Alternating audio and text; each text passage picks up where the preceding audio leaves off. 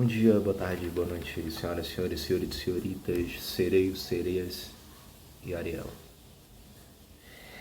Essa aula é voltada para os alunos do 8º ano do Colégio Alfenísia Freire, tá? Para a gente dar continuidade lá ao capítulo 8, que fala sobre o nascimento dos Estados Unidos. É uma parte um pouco mais rápida, porque ainda falta somente pouca coisa desse capítulo, mas a gente vai concluir, aí vai ter um exercíciozinho para vocês fazerem depois, e aí uma outra aula, tal, vou cobrar, beleza? Mas enfim, a gente já terminado na outra aula falando sobre a participação das mulheres no boicote a esse consumo do chá, mas a gente vai voltar um pouquinho antes disso para falar justamente sobre a festa do chá de Boston. Mas assim, depois da Guerra dos 7 Anos, que foi entre Inglaterra e França, os colonos lá dos Estados Unidos, eles pensaram que, se a gente ajudou a Inglaterra, a gente deve receber alguns benefícios disso, né? Afinal de contas, conseguimos expulsar os franceses. Os franceses eles tomavam conta de parte do território que estava ao oeste dessas 13 colônias. Então, claro que os colonos tiveram a ideia de que, a partir do momento que esse território passa a fazer parte da Inglaterra, mas está aqui perto da gente, a gente é quem deve explorar essa área, né? Não é isso? Não, a Inglaterra pensava diferente. Como, por exemplo, a Louisiana e tal, a parte não somente as partes da França, mas também da Espanha, que faziam parte lá do território estadunidense, norte-americano, mas estadunidense, né?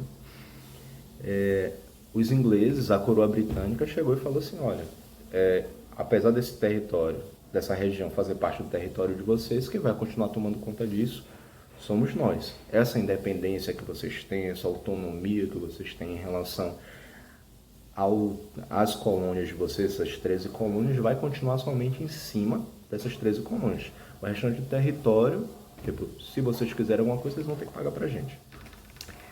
E além disso, uma outra questão vai ser que todo o custo da guerra, desses 7 anos, que, claro, material bélico, você gasta bastante, alimentação, isso, aquilo fora, tudo que precisou ser reconstruído, que tinha sido destruído lá durante esses embates, toda essa reconstrução precisou ser paga pelos próprios colonos.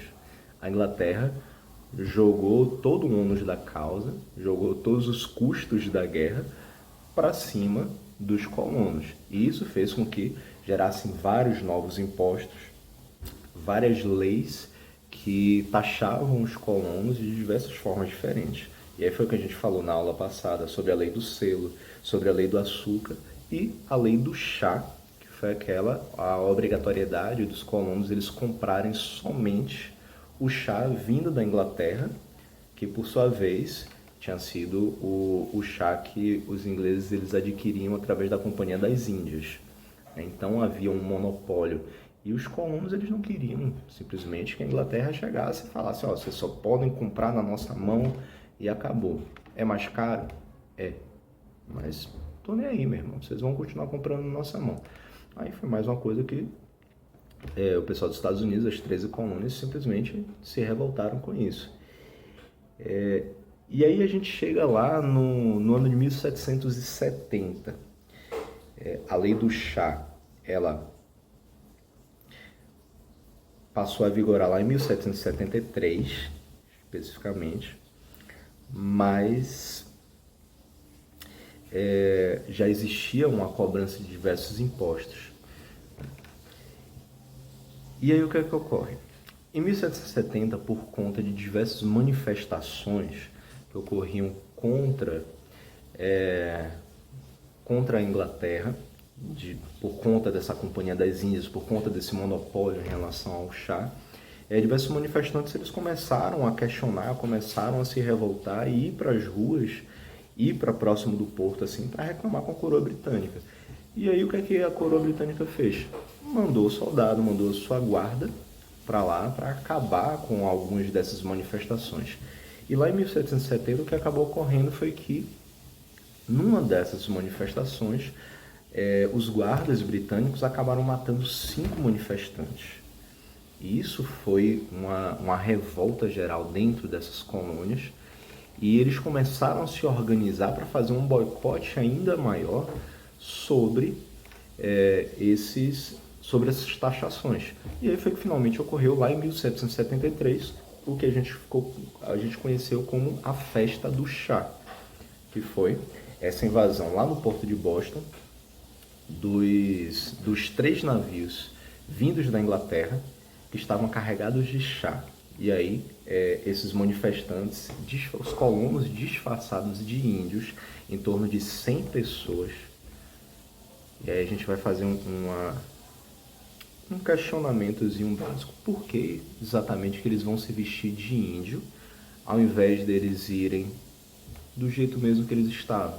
Seria somente para poder disfarçar a cara deles, para não mostrar quem estava participando dali? Ou existia algo mais por trás disso? O fato de que já existia uma ideia sobre dizimar aquele povo indígena, a falta de consideração sobre eles, havia o pensamento de que eles atrapalhavam o desenvolvimento das colônias, o desenvolvimento da sociedade. Então, será que esses colonos eles já não queriam causar uma revolta ainda maior por parte da coroa britânica para terminar de dizimar os povos indígenas? Fica o questionamento aí. Mas enfim, e aí eles se vestiram de índios, invadiram o porto de Boston e o carregamento de chá desses 3 navios foi completamente destruído. Todos, foram um total de 45 toneladas que eles pegaram e simplesmente jogaram no mar. E teve mais. Isso. Além disso, claro, se você pega uma caixa, pega um saco e joga no mar, às vezes ele vai boiar, né? E quando boia, nem tudo vai acabar molhando. Teve um relato lá de 1773 de um carinha chamado George Lewis, que ele dizia o seguinte: de manhã, depois que nós atiramos o chá ao mar, descobrimos que ainda havia grandes quantidades boiando sobre a água. Cafézinho. Para evitar que qualquer pessoa pudesse pegar esse chá para uso pessoal, foram enviados 3 pequenos barcos a todos os lugares onde ele ainda pudesse ser avistado, onde esses sacos de chá, essas caixas com chá ainda pudessem ser vistos. Ali, os homens empurravam o chá com os remos, empurravam as sacolas, as caixas com chá, eles empurravam ainda para o fundo do mar, até que ele ficasse completamente molhado, completamente encharcado. E com isso, inaproveitável. Ou seja, essas 45 toneladas, muitos ainda acabaram boiando no mar e eles ainda voltaram lá algumas vezes para destruir todo o restante. Para, em um momento, os ingleses, a coroa britânica, pudessem chegar e tentar reaproveitar qualquer coisa. Ou os sabidos, né?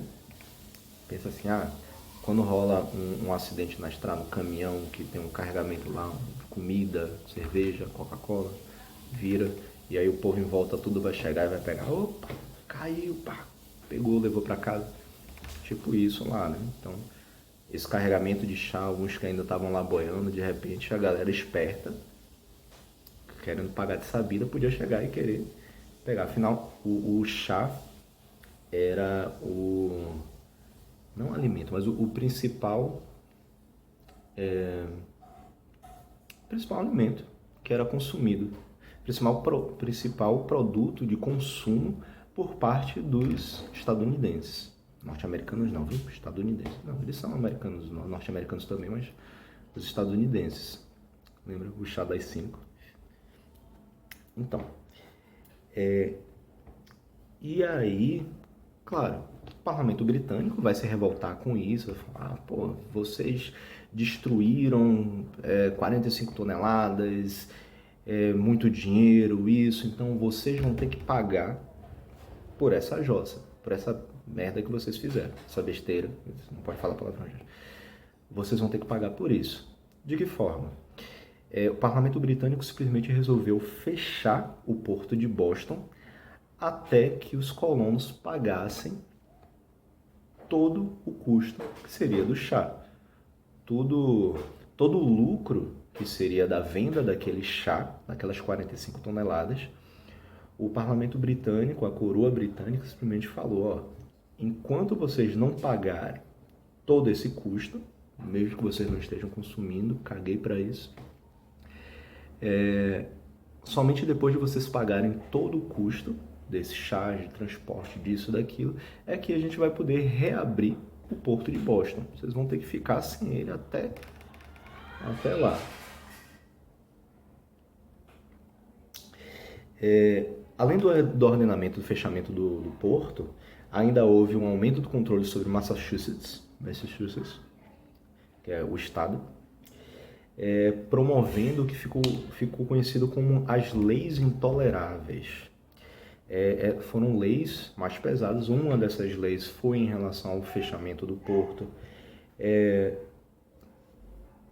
Outra lei foi quanto ao pagamento, a necessidade do pagamento, e até que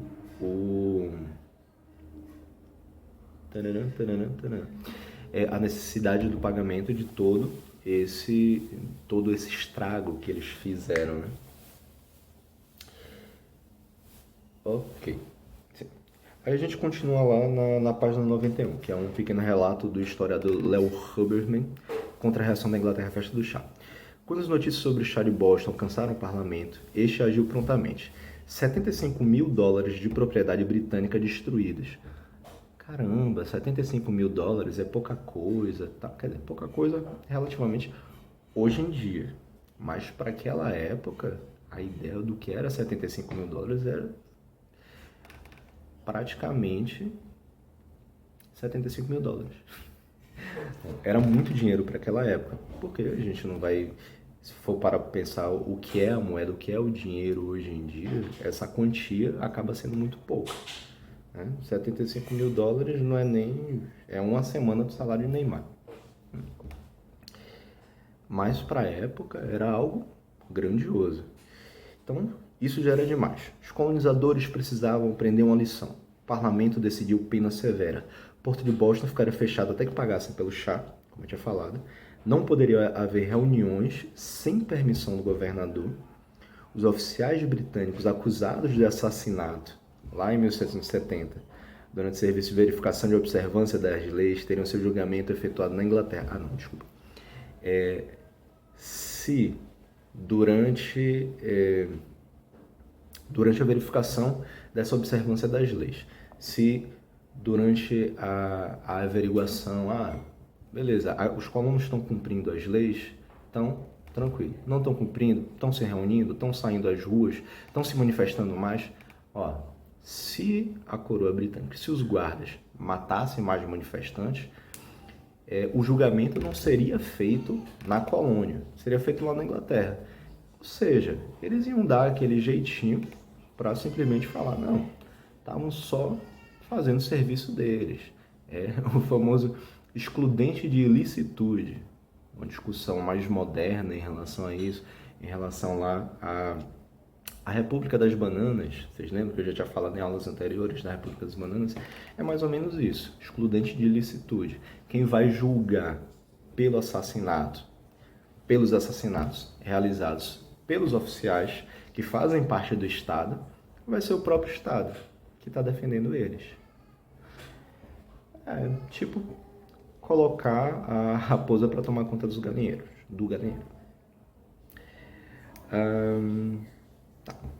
Então, a verificação da observância das leis teria o julgamento efetuado na Inglaterra, longe dos colonizadores inflamados. O general Gage foi nomeado governador de Massachusetts e mais tropas foram enviadas para Boston para ter um controle maior sobre a cidade. Né? Aí vem reação colonial. O clima de tensão com a metrópole agravou-se. Ainda em 1774, representantes das 13 colônias reuniram-se no primeiro Congresso Continental na cidade de Filadélfia, exigindo a suspensão das leis intoleráveis e ameaçando boicotar o consumo de produtos ingleses. Essas leis intoleráveis, claro, eram extremamente intoleráveis. E o boicote ao consumo dos produtos ingleses, porque a Inglaterra ele ainda cobrava, ainda mandava que as colônias consumissem, comprassem, comercializassem preferencialmente com os próprios ingleses. Eles não teriam mais autonomia de simplesmente chegar e querer comercializar diretamente com os holandeses, com os franceses, portugueses, espanhóis, não. Qualquer tipo de comércio que eles precisassem fazer, eles teriam que ter o aval da Inglaterra. Então, muitas vezes, eles precisavam comprar da Inglaterra, mesmo que o produto fosse mais caro. E aí, o que eles faziam? Faziam umas taxações maiores, colocavam impostos maiores, e caso os colonos eles quisessem comprar de outras nações, fora a Inglaterra, ou eles teriam essa carga apreendida, ou eles precisariam pagar um imposto ainda maior sobre a importação quando passasse pela alfândega inglesa, da coroa britânica. A inflexibilidade do governo inglês fez crescer a mobilização popular pela independência colonial. Iniciaram-se assim os conflitos armados entre as tropas britânicas e as tropas organizadas pelos colonos.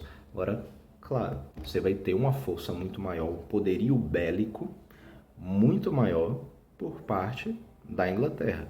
A gente fala, o armamento bélico, o armamento de guerra que os Estados Unidos têm hoje em dia, século XXI, que é o maior do mundo, era mais ou menos o que acontecia com a Inglaterra naquele período. Quem tinha um maior poderio ofensivo, quem tinha um maior poderio bélico naquela época, era justamente a Inglaterra.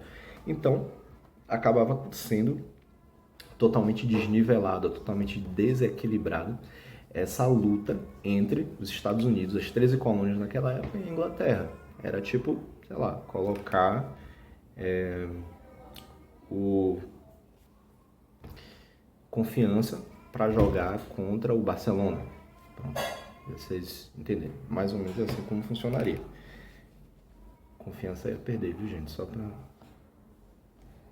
Tem um ou outro nessa sala que é meio sem noção, só para saber, viu? Não é Gabriel não, viu? Enfim, durante essa guerra, chamada mais tarde de Guerra de Independência dos Estados Unidos, reuniu-se o Segundo Congresso Continental, em 1775, na Filadélfia. Na prática, ele funcionou como um governo revolucionário. Sob a liderança de Thomas Jefferson, guarde bem esse nome que ele vai ser extremamente importante nesse processo de independência dos Estados Unidos, foi escrita a Declaração de Independência, inspirada nos ideais iluministas, promulgada em 4 de julho de 1776. E olha só, a gente já tinha falado sobre iluminismo também em outro momento, e uma coisa que a gente precisa sempre levar em consideração é que o iluminismo, os ideais iluministas, foram simplesmente os principais ideais que levaram a diversas manifestações, a diversas revoluções pelo mundo. O processo de independência, não somente dos Estados Unidos, como também de diversas outras nações, diversos outros países, se deu por influência dessas ideias iluministas. Mais tarde, aqui no Brasil mesmo, com algum atraso, o processo de independência ele também vai se dar a partir dessas ideias iluministas, que são ideias de uma república cada vez mais autônoma. Você conseguir se desvincular do passado, se desvincular de determinados ideais que são ideias extremamente conservadores, fechados, simplesmente com a colônia somente podendo comercializar com a metrópole, de você não ter nenhum tipo de autonomia política, você não poder ter as suas decisões respeitadas dentro do seu próprio território. E aí o iluminismo vai bater de frente muito com isso.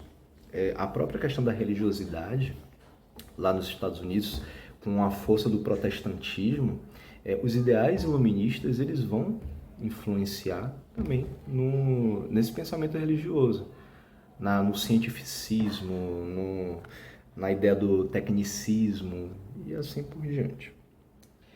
Inicialmente, os colonos estavam em desvantagem na guerra. Olha só, a gente fala em relação ao poderio bélico da Inglaterra contra os Estados Unidos, aquele processo de confiança contra Barcelona.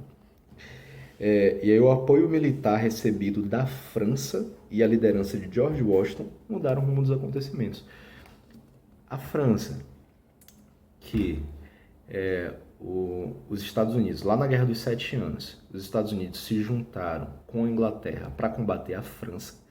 Dessa vez, o que a França faz? se junta com as 13 colônias para combater a Inglaterra. Então, o que era inicialmente ingleses e Estados Unidos contra a França, agora mudou de patamar.